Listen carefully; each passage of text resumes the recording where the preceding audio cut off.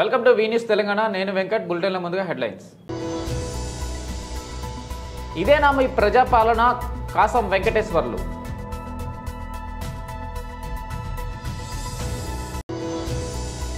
రైతులు సంబరాలు చేసుకోవాలి కానీ కాంగ్రెస్ నాయకులు సంబరాలు చేసుకుంటున్నారు. బీజేపీ ఎంపీ కొండ విశ్వేశ్వరరెడ్డి. భారత రాజ్యాంగాన్ని కాపాడుకుందాం. డీబీఎఫ్ జిల్లా కార్యదర్శి బ్యాగరి వేణు.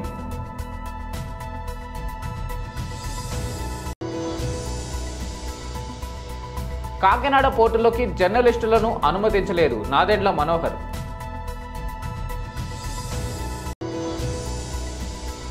₹295 కట్ చేశారని 7 ఏళ్ల పాటు బ్యాంకుతో ఫైట్ చేసిన కస్టమర్. ప్రభుత్వ పాఠశాలల్లో గురుకులాల్లో పిల్లలకు నాణ్యమైన భోజనం పెట్టాలని నిరసన వ్యక్తం చేస్తే తెలంగాణ బీజేపీ ఓబీసీ నాయకులను అరెస్టు చేసింది కాంగ్రెస్ ప్రభుత్వం. ఇదేనా మీ ప్రజాపాలన? భారతీయ జనతా పార్టీ ఓబీసీ మోర్చా శాంతియుతంగా పిల్లలకు ఆహారం సరిగ్గా అందుతలేదు, చాలా మంది చనిపోతా ఉన్నారు, అస్వస్థకు గురి అవుతున్నారు అని చెప్పేసి దానిపైన రిప్రజెంటేషన్ ఇవ్వడానికి సంక్షేమ భవన్ పోతే రిప్రజెంటేషన్ కూడా తీసుకోకుండా ఓబీసీ మోర్చా అధ్యక్షులు ఆనంద్ గౌడ్ గారిని, అదే రకంగా ఎస్సీ మోర్చా అధ్యక్షుడు మాజీ శాసనసభ్యుడు శ్రీధర్ గారిని, ఎస్టీ మోర్చా అధ్యక్షుడు కళ్యాణ్ని ఇంటిలోనే అరెస్ట్ చేయడం దుర్మార్గం. ప్రజాస్వామ్య దేశంలో కాంగ్రెస్ ఏలుబడిలో ఈ దృష్టాంతం ముందలికెళ్తా ఉంది. పేరుకేమో ప్రజాపాలన, కానీ దుర్మార్గంగా ప్రతిపక్ష నాయకులని అరెస్ట్ చేయడం ఇది ఏమాత్రం సరికాదని చెప్పేసి భారతీయ జనతా పార్టీ భావిస్తూ ఉంది. ప్రజాపాలన కూడా ఒక హాస్యాస్పదంగా మారిపోయింది. విజయోత్సవం అయితే ఇంకా హాస్యాస్పదం. పరీక్ష పేపర్ కాంగ్రెస్ పార్టీ తయారు చేసుకుంది. పరీక్ష పేపర్ రాయడం కాంగ్రెస్ పార్టీ రేవంత్ రెడ్డి రాయడం, పరీక్ష పేపర్ని దిద్దుకోవడం కూడా కాంగ్రెస్ పార్టీ రేవంత్ రెడ్డి సర్కారే. గమ్మత్తైన విషయం ఏంటంటే 3 నెలల పరీక్ష ఫెయిల్ అయిపోయినరు, 6 నెలల పరీక్ష ఫెయిల్ అయిపోయినరు, యాన్యువల్ ఎగ్జామ్స్లో ఫెయిల్ అయిపోయినరు. ఫెయిల్ అయిపోయినా కానీ విజయోత్సవాలు జరుపుకోవడం ఏదైతుందో ఇంతకంటే హాస్యాస్పదం ఇంకొకటి ఉండదు. ఏది ఏమైనా 100% 36 మార్కులతోటి పాస్ కాకుండా విజయోత్సవాలు ఎందుకు జరుపుకుంటుండ్రో, కనీసం 36 మార్కులను వస్తే విజయోత్సవాలు జరుపుకుంటే బాగుంటుండే. దీన్ని మేము తీవ్రంగా వ్యతిరేకిస్తూ ఉన్నాం. 300 మంది భారతీయ జనతా పార్టీ కార్యకర్తలని వివిధ పోలీస్ స్టేషన్లలో ఉంచడం జరిగింది. Kanchanbagh police station, Bollaram police station, Karkhana police station, జిల్లాలలో ఉన్నటువంటి అన్ని పోలీస్ స్టేషన్లు కూడా ఇంకా అరెస్టులు చేసి కార్యకర్తల నాయకులని నిర్బంధంలో ముందుకు తీసుకుపోతున్నారు. బేషరతుగా వెంటనే విడుదల చేయాలని చెప్పేసి భారతీయ జనతా పార్టీ డిమాండ్ చేస్తారు. రైతులు సంబరాలు చేసుకోవాలి కానీ కాంగ్రెస్ నాయకులు సంబరాలు చేసుకుంటున్నారు. 1 సంవత్సరంలో కాంగ్రెస్ చేసిందేం లేదు. 6 గ్యారంటీలు ఫెయిల్. ఇది రైతుల సంబరాలు కాదు, కాంగ్రెస్ నాయకుల సంబరాలు. కాళేశ్వరంను దోచుకున్నోడు పోయిండు. కాంగ్రెస్ ప్రభుత్వం అన్ని రంగాల్లో విఫలం చేవెళ్ల. బీజేపీ ఎంపీ కొండ విశ్వేశ్వరరెడ్డి. బీజేపీ ప్రభుత్వం నుండి తెలంగాణ రాష్ట్రానికి వచ్చిన నిధులు వేల కోట్లలో ఉన్నాయి. తెలంగాణ కొత్త ప్రభుత్వం వచ్చి ఏడాది. పాతోడు పోయిండు, దోసుకున్నోడు పోయిండు, కాళేశ్వరం కట్టినోడు పోయిండు, వాడు పోయిండని ఎంతో సంబరాలు. కొత్త ప్రభుత్వం వచ్చింది, అది మాది కాదు, కాంగ్రెస్ ప్రభుత్వం. ఇంతో అంతో ఆశ ఉండే. రైతాంగం మొత్తము చాలా మంది కాంగ్రెస్ సపోర్ట్ ఇచ్చినప్పుడు ఎమ్మెల్యే ఎలక్షన్స్ అప్పుడు ఎంతో ఆశ పెట్టుకున్నారు. వాళ్ళేమో మీ నుంచి దివాలా తీసిన రాష్ట్రమే 6 గ్యారంటీలు ఇచ్చిండ్రు. 1 గ్యారంటీ చక్కగా పెట్టుకుంటారు. ఏదో గింత ఇచ్చి గ్యారంటీలు మేము అమలు చేసినామని. ముఖ్యంగా రుణమాఫీ ఏమన్నారు, రాగానే ఇప్పుడు డిసెంబర్ అన్నారు, జనవరి అన్నారు, ఫిబ్రవరి అన్నారు, మార్చి, ఇప్పుడు ఏంది ఏడాది అయిపోయి ఇప్పటి వరకు అమలు కాలేదు. నిజంగానే రుణమాఫీ కావాలంటే 40,000 కోట్లు కావాలి. సార్, మీ పోరాటం టీఆర్ఎస్ మీదనా కాంగ్రెస్ పైన రాష్ట్రంలో? మాకెవ్వరితో పోరాటం, మేము ప్రజల పక్షాన ఉన్నాము. మా పార్టీని బలంగా చేసుకుంటూ వస్తూ ఉన్నాము. వాళ్ళు కొట్లాడుకుంటున్నారు, బూడిదల వాడి పొర్లుతున్నారు, ఓవర్ తిట్టుకుంటున్నారు. మేము ఇవ్వని తిడతలేము, మేము ఓన్లీ అడుగుతున్నాము. ఈ 6 గ్యారెంటీలు ఏమయ్యాయి? మీరు ఎంతోమందికి 30%, 40% వచ్చింది. సగం కంటే ఎక్కువ మంది రైతులకు రాలేదు. అయితే ఇప్పుడు రైతు పండుగ చేసుకుంటున్నాం. రైతు పండుగ రైతులు చేసుకోవాలయ్యా, రాజకీయ పార్టీలు కాదు. అరే, మా ఇంట్లో సంబరాలు అయితే నేను చేసుకోవాలి, మీరు వచ్చి మా ఇంట్లో సంబరాలు చేసుకుంటేనేది? రైతుల సంబరాలు రైతులు చేసుకోవాలి. వాళ్ళు ఏడాది బచాయించిపోయినాం రా అని పండుగ చేసుకుంటున్నారు కాంగ్రెస్ పార్టీ. ఏడాది అయిపోయింది పండుగ చేసుకోండి, కానీ రైతు సంబరాలు కాదు. అందరు రైతాంగము కాంగ్రెస్ ఇది రైతుల పండుగ అని చెప్తున్నారు సార్ ముఖ్యమంత్రి. అదే అంటున్నా, రైతుల పండుగ ఎవరు చేసుకోవాలి? రైతులు చేసుకోవాలి. రాజకీయ నాయకులు కాంగ్రెస్ పార్టీ చేసుకోవద్దు. రైతుల పండుగ ఇప్పుడు కాంగ్రెస్ పార్టీ చేసుకుంటారు. అన్ని చేస్తాం, అన్ని సాధించడం అని. రైతాంగమేమో వాళ్ళ మీద ఆశ ఉండే ఇప్పుడు నిరాశ అయిపోయింది. రైతాంగం మొత్తం వ్యతిరేకత అయిపోయింది. ఈరోజు తెలంగాణ రైతాంగం బతుకుతుందంటే బీజేపీ వల్లనే.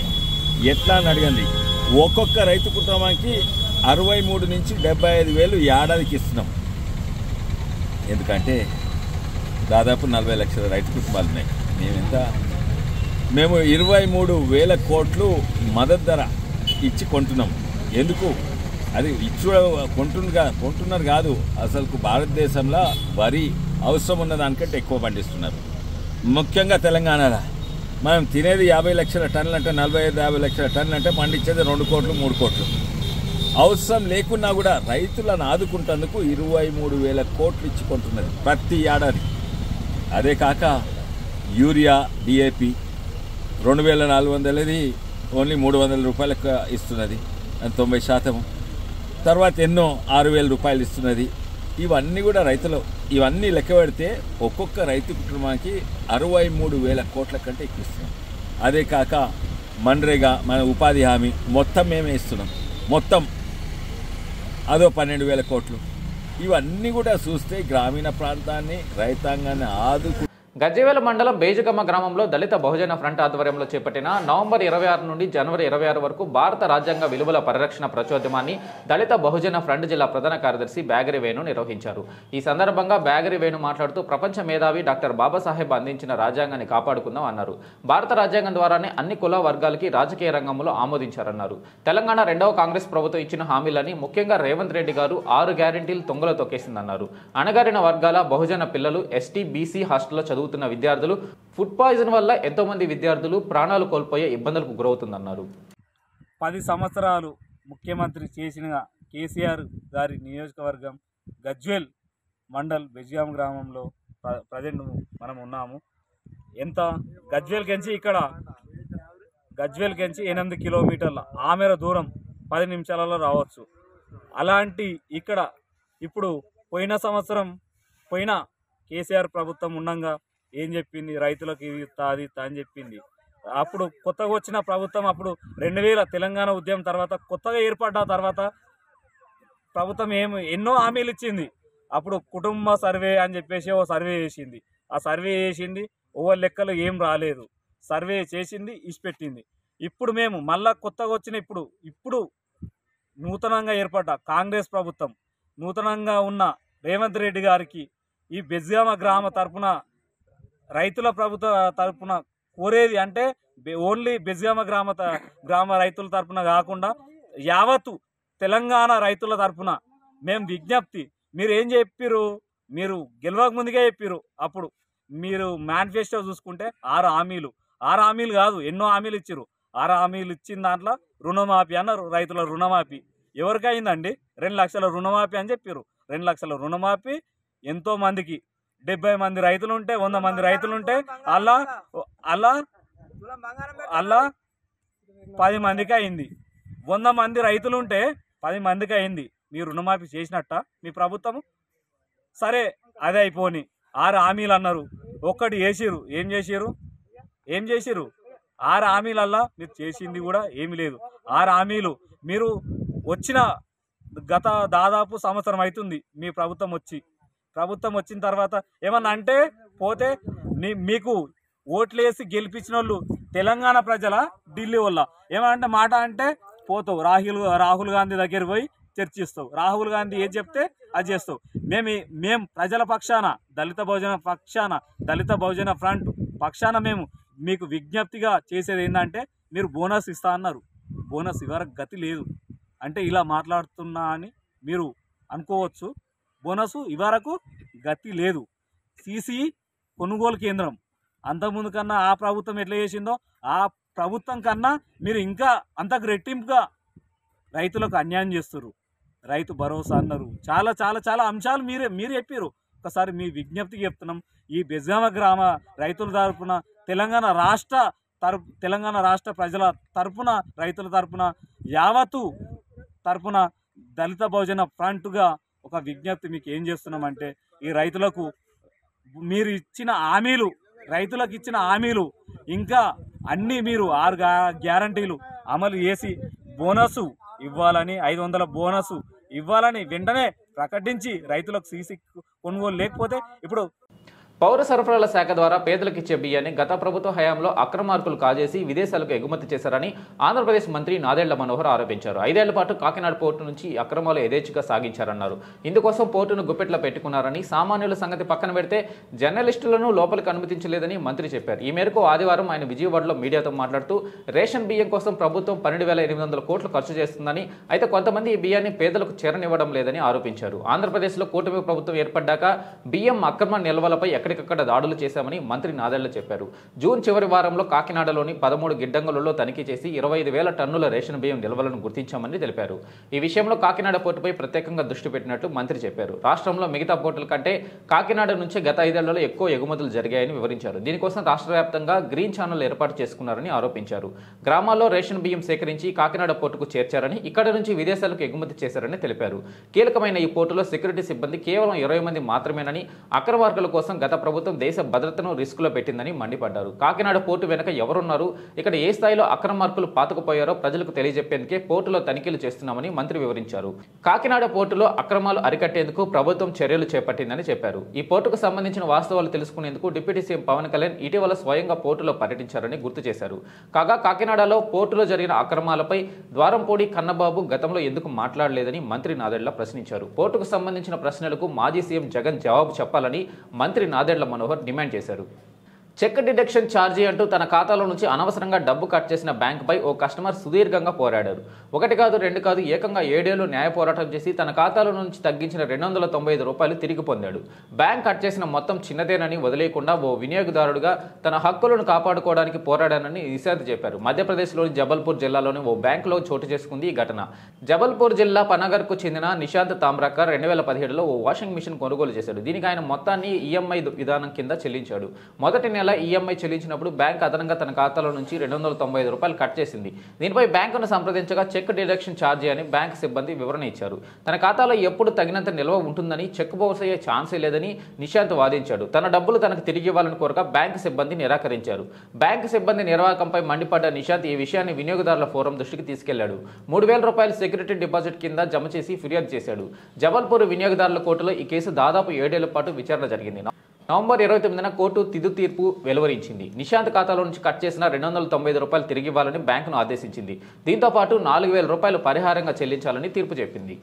Bachpan groups of school sports day celebration Sarojini Devi academy బాగ్లింగంపల్లిలో ఘనంగా నిర్వహించారు. 2024-25 ఉడాన్ డే పేరిట నిర్వహించిన ఈ కార్యక్రమానికి అడిషనల్ డీసీపీ నర్సయ్య ముఖ్య అతిథిగా పాల్గొని విద్యార్థులు చదువుతో పాటు క్రీడల్లో రాణించేలా విద్యా సంస్థలు ప్రోత్సహించాలని సూచించారు. ఈ కార్యక్రమంలో విద్యార్థులు సందడి చేశారు. ఈ సందర్భంగా నిర్వహించిన సాంస్కృతిక కార్యక్రమాలు అందరినీ ఆకట్టుకున్నాయి. ఈ ఏడాది స్పోర్ట్స్తో పాటు చదువులు ప్రతిభ కనబరిచిన విద్యార్థులను ప్రశంసా పత్రంతో సన్మానించారు.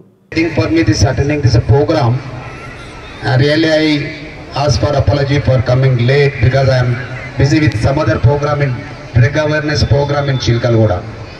So దయచేసి అందరు క్షమించాలి లేట్ వచ్చినందుకు. So it's very good programme. It's a programme where inculcating the sports qualities among the children, physical fitness also and also discipline among the children. I know that Bachpan school is having a very good record, discipline, and so many children came out from the school having high level positions in the nation, in the society. I thanks to the school management for giving an excellent education, sports, discipline, and also making them say good citizens among the country as well in the international level. So I had just now heard there is a 140 schools in AP and Telangana of the Bachpan branches. You can imagine their dedication towards the education, dedication towards the society, and upliftment of the poor children also. I heard several times there is a lot of concession among the poor children by the management also. Wherever we used to recommend, they used to consider the fee also. So it's a very good institution. The children, those who are being part of the school, also very lucky. The parents also lucky enough, being the part of our children are studying in the school with a great determination, with goals and objectives. I congratulate each and every children for participating in the program. It's nice seeing this dance of the children. It's a very sportiveness. So I wish all the best to all the children as well as the parents, school management for inviting me on behalf of East Zone Police, as the school is in my area. For that I have been a important parcel of. I thank everybody, ma'am, for inviting me. I wish good luck to all the children for within a great dedication with objects for education. Then I wish they may reach to the highest level of the good levels, great IAS officer, civil servant to the society, maybe great businessman, those who can influence the society. The children, those becoming reaching an highest position, they can influence the society by doing good things to the society and also developmental activities.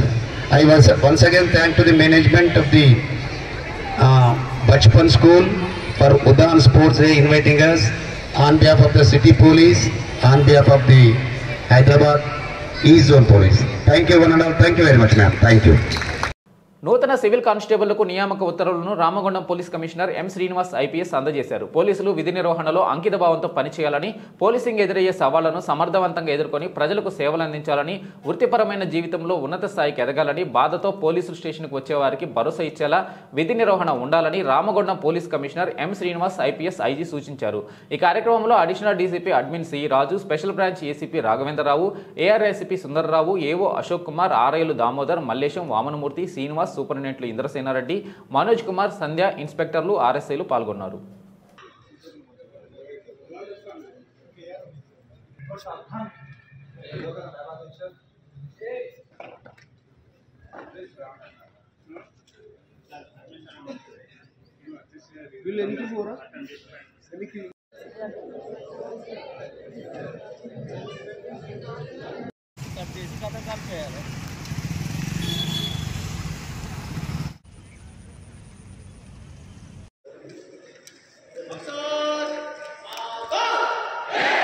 Newly recruited PCs AR 155, civil 235, total 390. आपके निरीक्षण के लिए हाजिर है श्रीमान.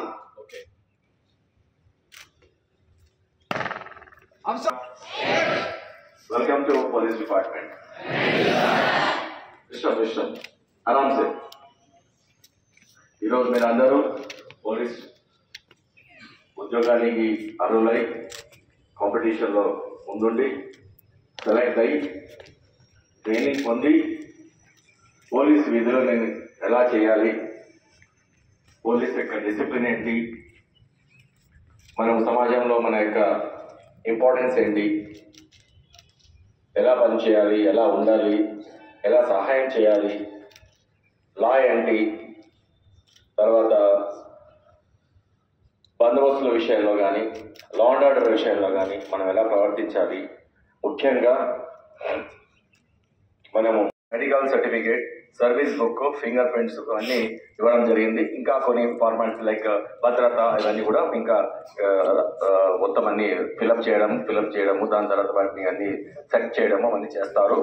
So మనకు first ఎక్స్పీరియన్స్గా మీరు తీసుకున్న 2-3 రోజులకే మనకు ఆనరబుల్ సీఎం గారు రేవంత్ రెడ్డి గారు మనకు ఇక్కడికి పెద్దపల్లికి రాబోతున్నారు. మీరందరూ అక్కడ duty first experience with CM, first interaction with సీఎంతో జరుగుతుంది. Your all lucky. మీ ఫస్ట్ జాబ్ ఒక పెద్ద బందోబస్తుకి ఎలా ఉంటుంది, సీఎం గారి బందోబస్తు అంటే ఎలా ఉంటుంది, సీఎం గారి డ్యూటీ ఎలా ఉంటుంది, అలా మీరు చూడడానికి మీకు అవకాశం దొరుకుతుంది. అందుకని ఈరోజు యాక్చువల్గా అన్ని ఈ పోలీస్ స్టేషన్ అపాయింట్మెంట్ ఆర్డర్ తీసుకొని జాయిన్ అయ్యి మీరు 3వ తారీఖు రోజు మళ్ళీ అక్కడ డిప్లాయ్ అవుతారు. మీకు ఫస్ట్ ఎక్స్పీరియన్స్ గా CM bandobast the grand bandobast ఉంటుంది. అప్పుడు మీకు you will experience how the bandobast will be. Okay, all the best. Are you ready? కొన్ని రోజులుగా హెచ్చుతగ్గులు చవిచూస్తున్న బంగారం వెండి ధరలు నిన్న స్వల్పంగా పుంజుకున్నాయి. 24 క్యారెట్ల పుత్తడి ధర 10 గ్రాములకు 630 రూపాయలు పెరిగి 78,120 రూపాయలకు చేరుకుంది. అదే సమయంలో హైదరాబాద్, విజయవాడలో 24 క్యారెట్ల 10 గ్రాముల పసిడి ధరపై 780 రూపాయలు పెరిగి 78,120 రూపాయలకి, 22 క్యారెట్ల 10 గ్రాముల బంగారం రేటు 71,610కి చేరింది. మరోవైపు ఢిల్లీలో 24 క్యారెట్ల బంగారం ధర 10 గ్రాములకు 78,270 రూపాయలకు చేరుకోగా 22 క్యారెట్ల 10 గ్రాముల బంగారం ధర 71,770 రూపాయలుగా నమోదైంది. వెండికి కూడా కిలోపై 2,200 రూపాయలు పెరిగింది. హైదరాబాద్, విజయవాడ, చెన్నైలో కిలో వెండి 1,100 రూపాయలు ఉండగా ఢిల్లీ, ముంబైలలో 91,600గా ఉంది. బులెటిన్ ముగించే ముందు హెడ్లైన్స్ మరోసారి. ఇదేనా మీ ప్రజాపాలన? కాసం వెంకటేశ్వర్లు.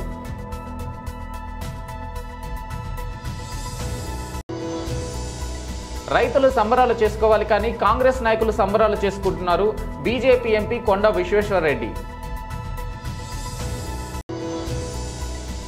భారత రాజ్యాంగాన్ని కాపాడుకుందాం. డీబీఎఫ్ జిల్లా కార్యదర్శి బ్యాగరి వేణు.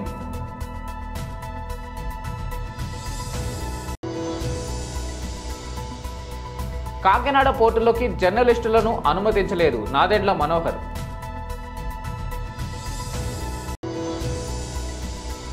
295 రూపాయలు కట్ చేశారని 7 ఏళ్ల పాటు బ్యాంకుతో ఫైట్ చేసిన కస్టమర్. ఇవి బులెటిన్ అప్డేట్స్.